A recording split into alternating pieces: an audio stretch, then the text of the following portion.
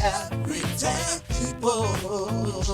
Yeah, hey, see, I am everyday people. Yeah, I am everyday people. Yeah, hey, see, encourage your desire to ask the questions. And this is really the beginning of how we're going to move in the future. And so we have someone else in our midst who is from our community, who has been where you are in terms of the school, even the colleges, some of the University of Hartford students, like myself. And I had the opportunity to meet Senator Doug McCrory while I was a student at the University of Hartford. So we graduated from the same school. I was 18. He was a couple of years older. Just two. Yes, sir. 10 years, man. Yeah. And so, 18 minutes. that's right. I was 18. I'm fresh out the box. And so, but he's someone that has, again, walked the walk. He's also, as a senator as well for the state of Connecticut, and he's someone that has a wealth of knowledge, right? And he keeps it real. That's the part that I really respect about him. And so we want to give you a chance to, again, let's continue the conversation, hear from his experiences, and he has a different spin or perspective that certainly Senator Murphy had. And so we just want to give you that chance to hear from him while you engage in food. More food is coming, but we just wanted to give you a chance to hear from Senator McCrory. And also we have another individual who is also from our community, Brother Steve Austin, Sergeant Steve Austin from the Hartford Police Department. And we also want to hear from him in terms of his experiences and how working in that capacity has brought him to where he is and his opportunities. So, with that being said, I just want to turn it over. We're going to go first with Senator McCrory, Senator Douglas McCrory, and then we'll have Brother Steve Austin to share his piece. And of course, Brother Carl is always here to offer his side and perspective. Sure. Well, guys, I'm going to be very brief. Brother, I told you my history is I'm basically a product of North and Hartford, born and raised, lived in North and Hartford all my life. Went to school in North and Hartford all my life until high school. Graduated from the University of Hartford, fast forward, became a teacher, an educator, 34 years. Taught middle school, elementary school, been a principal, all those great things. That's what I've done politically. Personally, I've been in the office for 20 years. I'm not quite sure what conversation you have with Senator Murphy. You realize Senator Murphy represents us in Washington, D.C. I represent you right down the street at the state capitol. And it's a phrase that people say, all politics is local. So you're probably gonna see me, touch me, smell me more than anybody else than you ever will get to see Senator Murphy. But we work collectively together because when he was serving at the state capitol, I was serving too. So we're pretty good friends and have a very good working relationship. I think the conversation is about violence. I'm not quite sure that's what you guys are talking about, violence. And I'll just say real quickly, there's violence that takes place everywhere. In our community, in communities that don't look like ours, and all over places. So violence is relatively uniform throughout. Unfortunately, when they talk about violence in our community, it's about killing or robbing, something like that. But I look at violence in another way. I think it's violent when young people do not have enough money to go to school, when their schools are underfunded. I think it's violent when you don't have health care, when you can't get personal health care in your community. I think it's violent when the rates of unemployment is so high in some communities. I think it's violent when you can't get fresh fruit, but you can get a gun fast and then you get a pear or a banana. I think those things are violent, and we don't talk about that. Because those things are extremely violent for a community. I think it's violent when a small business owner who's down the street can't get a loan from a bank, or the bank don't feel as though they should be able to invest in your community. That's violent to me. How it prevents us from moving up. It prevents us from having opportunities. I always say talent is universal. there's so much talent in this room right now. There's so much talent in our community. Opportunities are not. So when you prevent people from having opportunities, I personally believe that's vital. So I would like to have a conversation, turn a little bit around and say, we know what they say about our community. We know what they say about those violences out there. But if you have an opportunity to change that, if you get an opportunity to change that concept, that idea of violence that we always see on the news talk about, what would that change look like to you? And my question is, what would you want me to do about it? When you think about it, if you talk about violence in your community so much, in the tune of killing, robbery, things like that, and yeah, we know that, but there's some things I would like to change. And what would you like to see changed in your community? And I want to know what would you like me to do about it as a policy maker. My background is in education, and my other background is economics. I have an undergraduate degree from University of Hartford in economics. I also have a finance degree from the University of Master's degree in finance from University of Hartford in economics. I also have a master's degree in education. So although I can do education very well all the time, I'm the first Black person that looked like me that's a chair of the education committee in the state of Connecticut, but I also understand economics and how economics can move our community forward. So that's all I can say. Thank you. Right here. So any questions or?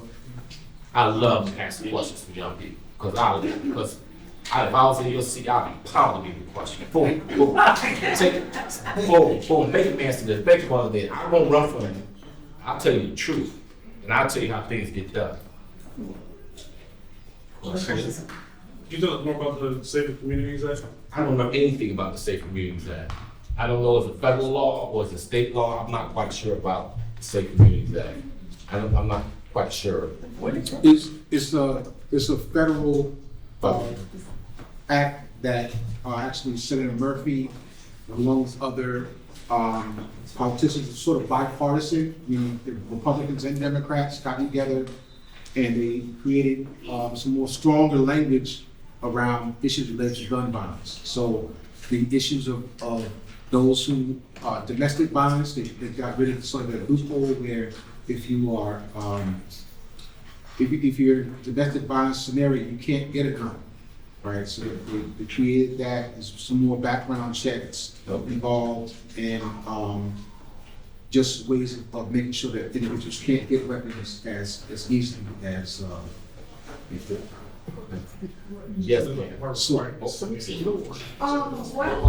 He had a follow-up. I'm sorry. So the more understanding, there's more requirements to speak. Like, if you look, let's say someone tries to legally get, like a gun or something like that, or weapon, to protect their house, but they was part of the domestic violence. So pretty much more requirements to protect to basically create a safer community. I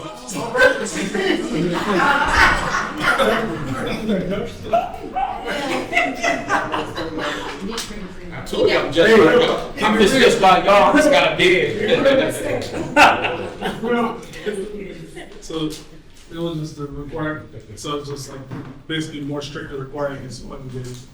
Getting access to weapons, if you were involved in a domestic violence, it's gonna make you much more difficult for you to get access to that weapon. Your face looks familiar. Yeah, we see each other. I interviewed. Also part of the interview. You interviewed me a lot? Any videos? Yeah, I knew I recognized your face. Yes, this young lady had a question. You go to UR now? Good. Oh, okay. Let me come back to you. This young lady had a question. What is one of your major accomplishments? Ooh. Major accomplishment? Well, that's a good question. One of them was being able to serve in the capacity I do as a state senator and also the chair of education committee. I slightly said before, I'm the first Black chair of the education committee in the state of Connecticut and also my educator. So it's not like I'm not sitting there with a title. I know it. That's one of my accomplishments I like to think of. The other one was something simple off the bat. I happy about something I did about 6 years ago. There's only one statue in the state of Connecticut that represents a Black person. We got a lot of statues. There's only one of them that It's sitting right down here in the neighborhood. It's right in front of Albee Avenue. There's a statue for a man named Walter Doc Purley. And I think it's very important for us to recognize those that came before us and make it proud. Other things I've been proud of the fact that I bring millions of dollars into this community every year. Billions of dollars to this community that have for years been neglected for a long time. But I'm proud to say that I bring millions of dollars in this community for organizations like this and other organizations to function. So those are some of the things, I can do some other minds. I'm also, I'm accomplishment, I love being a father. I think that's a huge accomplishment that we don't talk about, especially right now. Doug, what about the Latin African American study? That was a I can go on, yeah, so another, one of the things that this state did, for the only state in the United States of America, that requires our high school students to have a course offered to them, Black and Latino studies. We're the only state in the country that does that. There's a lot of states that's darker than us, a lot of people that don't look like us, but we passed that legislation. We're the only state that require that for you graduate. And not only that, we're the other state, we're one of 2 states that require that you have a financial literacy course before you graduate. We need to know how to handle money. We need to know how to handle our dollars as a young person. You need to know about interest rates, you need to know about financing, you need to know about insurance. You need to know those skill sets before you graduate from high school, because if you don't, you go out in this real world, you might start a career on your own business, you might, go on to college. You need to have some basics about financial literacy. So I'm proud of the fact that we're one of 2 states that require that, and we're the only state requiring that you learn Black and Latino history. Major accomplishment. Thanks for reminding me of that. Yep. Who's up next? Yes. What's been the most difficult part about you being Senate? What's the most difficult part about me being a citizen? Hey, that's a good question. I think the most difficult part is trying to educate folks about our community that don't understand it. They don't understand the dynamics of our community, and I have to convince them on how we need to do things our way. Because, for example, we might pass a piece of legislation say that we need to provide mental health care for people in the state of Connecticut, right? And we'll pass law, we'll pass money out. And I was like, I think that's great. But the way we do it, the way y'all do it, it might look a little different in my neighborhood. So some of my challenges is explain to people, you know what, when you set up services and you might have for 1 hour, that mother or that father might bring their child with them because they don't have any help for somebody to watch that child. So whatever we put in place, you gotta account for the fact that we might need a little extra handhold. Or we might have to have our classes on a Sunday afternoon as opposed to on Monday at 4 o'clock when my mama's working. So those are things they call them unconventional. I tell them that's how it works for mine. You see what I'm saying? You might say, we need to have this program, and we want to teach kids or teach people about X, Y. I say, you know what? Why don't we do that at a church instead of at a library? So sometimes it's things like that that's more challenging for us. And sometimes the biggest challenge thing is convince our own people that we need these things. Our own folks that, no, y'all need to have this financial literacy class in your community. Those are things that's challenging. Good question. Who's up next? Yes. Why do you personally think there's been like an uproar, I guess, in violence, like specifically in this community, like recently? Violence comes from opportunities. And when you have your opportunities are limited, people gonna do what they have to do to survive, unfortunately. So we see that when you have communities that have not been invested in over years. There's a whole lot of stuff I teach you about redlining and things like that. When you disinvest in communities, they do what they have to do to survive. And what we also learned since 2019 is we have a lot of issues around mental health care, self-help in our community. And we don't talk about it. We didn't talk about it a lot, but we knew it was there. But when COVID brought it out, say, hey, you know what, no, there's some things that's wrong in our village. I always talk about, when you see me post up, I always talk about the village, because, the phrase, it takes a village to be a child. There's some stuff we gotta clean up in our village. We need to be honest about it. So I think those things has contributed to the uptick in violence. But I think actually, I was at the NAACP function, violence actually is not it's on the way down in the city of Hartford, thanks to this young man and the work he's doing over on Wellness Wednesdays in that community. We used to have a number of murders in that community, and maybe one this year. Right? So yeah, that's why. I think that's why we have ticket violence. Yes, it would be important. As a senator, how exactly do meetings and, organizational events like these help you move forward in regards to what policies you push? Man, that's a great question. I don't come up with ideas on my own. And 90% of the things that I push and try to get done, I get it from people, listening to the people in the community. So what you tell me, what you say to me, I take that in consideration when I'm up there advocating for you. So I'm glad you said that. It reminds me, I need to have another one of these so I can hear about what your concerns are when I get back up there in January.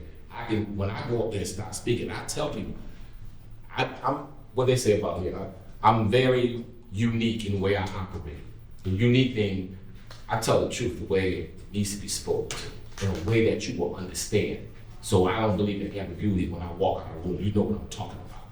And my colleagues know when I walk in the room, they know what I'm talking for. So I like to take what you're saying to me and bring it to my colleagues in a way they can understand it, and usually I get things done because I'm telling the truth. And everyone wants to tell the truth. So I think I take my clues from you. So if there's something that you're looking, you want to try to move and do, let me know. We'll do it together. It's funny, when I walked over here last week, when I walked in here, I was like, man, I remember we used to have that. They used to have the cafeteria right here, right? And we had the healthy food one thing. We had this sister come in here and teach them how to make juices. And I'm gonna bring that back. Because I just left her shop. And I said, we need to bring that program back. Teach our young people and our families how to make healthy juices and stuff for them. We're gonna bring that program back here. That juice bar, right? The juice bar. That used to be, Yes, yeah, we're gonna bring it back. Yes, she did, and taught you how to do it yourself when you go off. Yeah. Next question. You better get me while I'm here, because when I leave, you will see me again. Who goes to the University of Hartford? Anyone? You are? Yeah. Okay. Anyone else college students? I'm going back to transfer from Texas to Capital Community Colleges. This is coming fall. Okay, you want Not fall, winter. And the rest of you are in high school? What college? I attend Wesleyan University. Oh, you go to West? Okay. I'm currently at MCC, so Manchester. MCC? How about you? I'm in high school. High school? Greater Hartford, near the art. I used to be the vice principal there. I used to be the vice principal there. The principal was a very good friend of mine. Tell me you met Senator McCrory. She gonna smile. Wait, because we just got a new picture. I know. Ms. What? Yeah. She was there. She was working there when I Yeah, was she's there. a teacher. Yeah, I told her, I'm a teacher. Yeah, you. I'm homeschooled. You homeschool? I like that. What's the name of your school? You'll see your address. Home University. It's called Rebecca. Rebecca. Curriculum. Rebecca curriculum. Okay. How about you? I'm homeschooled. Okay. I go to East Hartford High School. These are Hornets. Yes. I actually go to Windsor. What's it? I can't. Windsor High School. Was I Warriors? I represent you. Glasgow man. Glasgow man. Oh,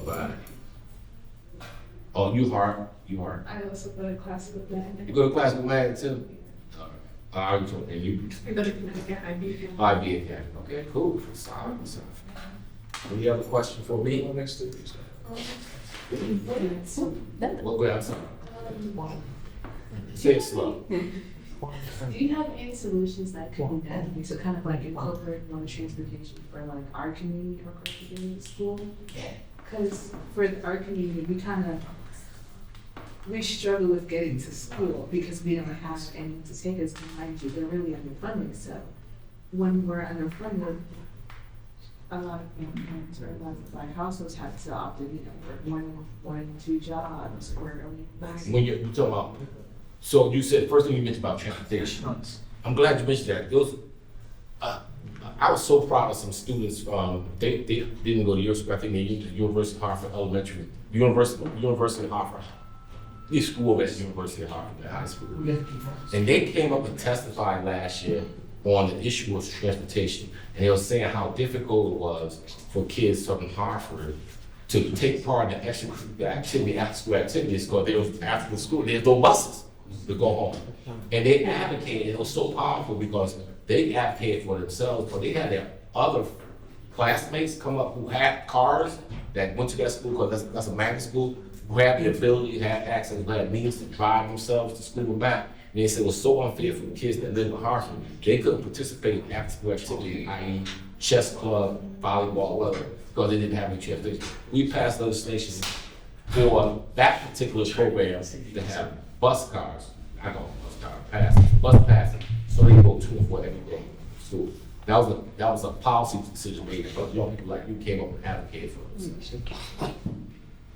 That's my answer around transportation. Underfunding, that's relative. And I'll be totally honest with you, that's relative, because I think a lot of school districts get a lot of money, but we question sometimes how to use those dollars. So I'm a big advocate of making sure our school districts have money, but I'm at the point now, because I've been there, done that, and seen it too many times. When you ask me for money, I'm gonna ask you what you gonna do if that's gonna benefit the children. How is it gonna benefit the children in the schools? And not just go to something that's not gonna benefit the children in the schools. For example, if you ask me for money, I'm saying, are you gonna have tutors in the classrooms?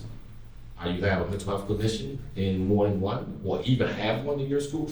So I'm a big fan of advocating resources, those things that improve the quality of life and education of children, not just throw it to a district and say, you do what you want. Yes. What does the reallocation of funds look like when it comes to bringing that money to things such as transportation and infrastructure? And how much direct power do you have over that?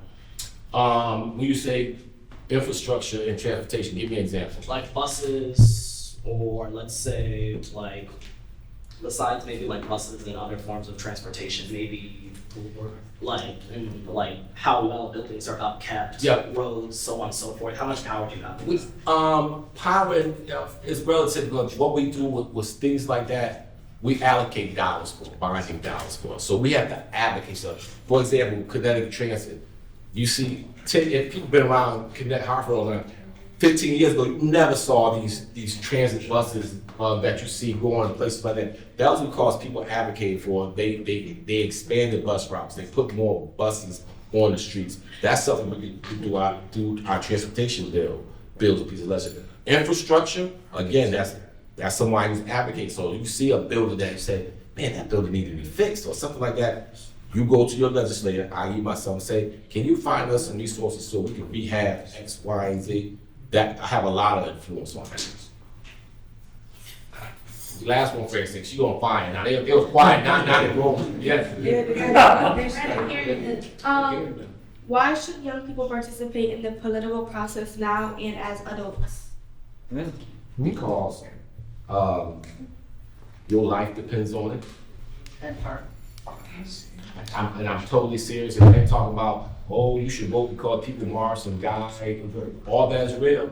But the climate that we live in right now, your livelihood will depend on what's going to happen to you as we move forward. So it's extremely important. And I used to do this when I taught fifth grade. It was so simple. Because people didn't understand about voting, not voting. I line up 4 kids right here and 4 kids right here. And I always give a simple example. We're going to vote on, I got $100 to spend. And how should I spend it? And these 4 kids, all they wanted to go to Six Flags and do fun stuff. And these 4 kids, they wanted to just buy pizza, right? So I told everybody, we're gonna have to vote tomorrow. So if all 4 of these kids come, and all 4 of these kids, so it's gonna be what? It's gonna be a tie, right? Ain't nobody gonna win, nobody gonna get anything. But what happens, you talk about people don't vote, what happens when one of these 4 just wanna say, man, voting on me, I ain't going to school tomorrow. And you'd be like, Oh man, whatever. So y'all know, everybody go to school. All 4 of these people showed up. That person said, man, voting on me, that ain't gonna change my life. Who you think gonna win? The 4. So when you don't vote, you actually do vote. You give that other person the win. Just, isn't that so simple that you can understand? My 5th graders understood it just like that. So they realized, you know what, Mr. McCrory, I'm coming off 4 and I'm bringing 4 more of my friends, so I'm gonna make sure we win. That's how you gotta think.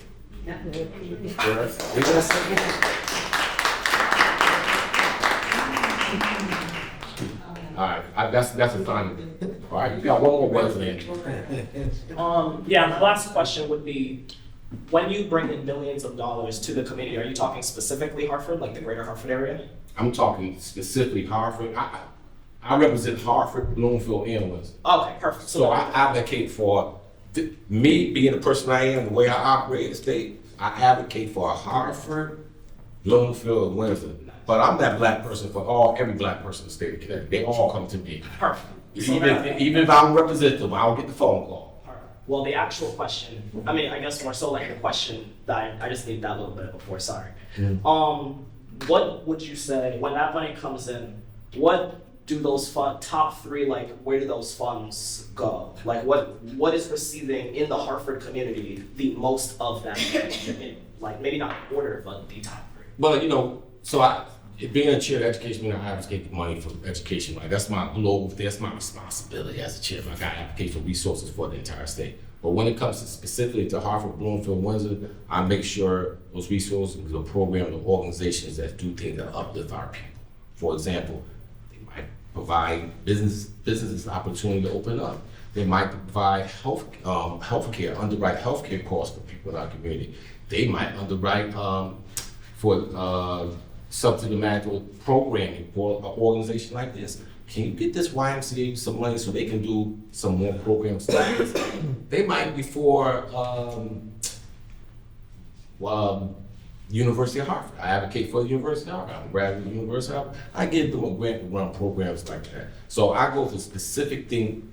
If you have a program, right? Like I said, y'all talk to me, people come to me, hey, I want this program. I want to be able to work after school with kids. I want 2 kids. I want to start a chess program. Brother, I want to start a chess program. I want to teach our young people chess. I advocate for resources so they can do those type of things. So anything that can improve it, if it can improve the quality of life for the people in that community, and I also require when these organizations ask me money, I'm not helping you by yourself because you can't solve it all by yourself. Who you working with? So now I'm at the point, before I advocate for an individual, I go, before you come to me and say, I need money for X, Y, Z, I'm gonna look at you, who else you working with? Because if you're working together, it's easy to solve a problem when you work together. Mental health, so many people that open up mental health facilities in our community now. For the first time, I'm glad, because I got black folks that coaching competent. I go to them like, hey, and they'll tell me, well, you know, the rates we get for people in the marginalized community is so low, we can't keep our business up. I said, well, we're concerned now, so I can help underwrite the cost of that. So those people, if his mother wasn't had insurance, or his mother had insurance, not having insurance won't give him an opportunity to get health care covered. So I advocate for things like that. I'm talking to you, but the answer is there. Yes. Yes. Good afternoon, everybody. I came a little late. My name is Jordan Blackwell. I'm a Morehouse College graduate. I was currently in Trinity College, looking to finish soon. What you at Trinity? I was a public policy major at Trinity College, but I just love the black excellence in here. You know, there's Howard next to me, and I see all the beautiful faces in here. So I appreciate you having me here and letting me come in late. My question is in regards to, in politics, everybody sounds good, right? Yep. The Brother Carl Institute has well intentions and it has been doing a whole lot for our community in terms of gun violence prevention. Yeah. In terms of how the YMCA is like now safeguarded when there's now new resources, there's now day camps here. You know, the Y used to feed the homeless. There used to be food pantries, showers for the community. When there's money dispersed in the community, how can we ensure that everybody has access to it and not just a select few of black people? Or like, you know, how do we ensure it's for everybody? That's a good question. That's a very good question. How it should? Well, when it works for me, like I said earlier, you made was here. People come to me with their concerns, right? An organization may come to me with their concern, and whatever that concern is, I do my best to address it. So, if you have a concern about whatever it is, whether it's YMCA, can we have YMCA go back to doing some of those things? They will come to me, they do, and say, you know what, I want to expand what we're doing here at YMCA. We want to bring in a food pantry. First of all, I'll tell you, it's about 8 of them right here in the neighborhood already. So there ain't no need to do different. So I said, what else that you would like to see happen? And then I do what I have to do with my colleagues at the state to get the resources to make it work. I've been more successful at it in the last 3 years than I've been the last 15 years that I've been there. Because you gotta understand how quote unquote the system was played and how you gotta work the system. And what I mean by that comes from experience and relationships, right? So one thing I don't do when my other colleagues come to me and say, Doug, hey, Senator McCrory, can you help me on this out in New Britain? Because we're trying to build a museum. I'll be like, all right, cool, I got you. So when I come to them with my stuff, don't ask me what I'm doing with my money and how I'm spending my money, because I ain't asked you. Okay? They appreciate you. I tell them this is my favorite line to mayors all there. You advocate for your community, I advocate for mine. Right? And that keeps everybody at peace.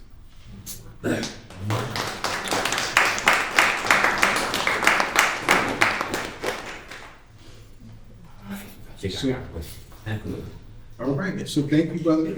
All right. Or we will see you. Thanks for having me, y'all. Our time-